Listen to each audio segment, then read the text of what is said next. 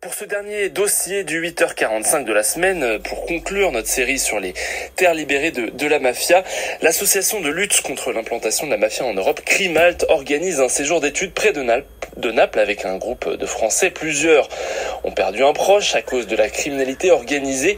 Et hier, le groupe est parti à Rome où plusieurs dizaines de milliers de personnes se sont réunies au cirque Massimo pour honorer la mémoire des victimes innocentes de la mafia. Une notion qui a fait débat toute la semaine chez les Français réunis par Crimalt, Anne Fauquemberg.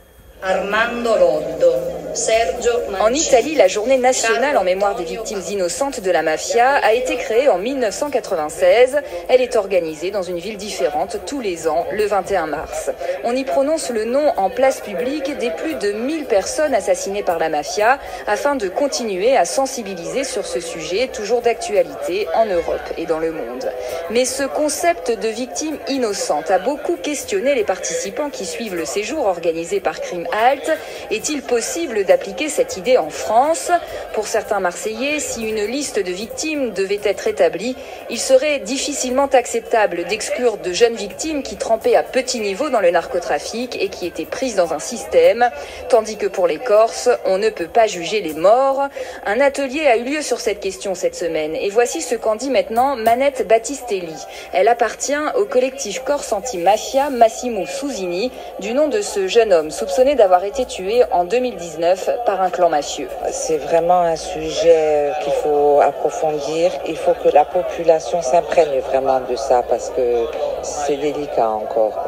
La lutte anti-mafia est encore jeune en France. Bien sûr que la loi italienne nous inspire beaucoup à tous les niveaux. Il faut savoir que dans les textes de loi italiens, le mot innocent n'est pas spécifié, c'est les associations qui les désignent. Et il faut qu'en France, on s'inspire de ça pour pouvoir créer un modèle, peut-être pas identique, mais en tout cas un modèle qui soit spécifique à la France. Ce concept de victime innocente a en effet été inventé par le réseau d'associations anti-mafia Libera. Il est surtout un outil de mobilisation populaire pour lutter contre la mafia, car dans la loi italienne, les victimes de la mafia sont définies très strictement. Sont considérées ainsi les personnes tuées n'ayant pas de parenté mafieuse jusqu'au 4e degré. La définition des associations est plus souple, mais elle est surtout symbolique car elle ne donne pas lieu à des indemnisations.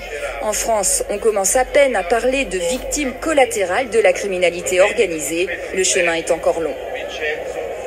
Dossier 845 signé Anne Fauquemberg.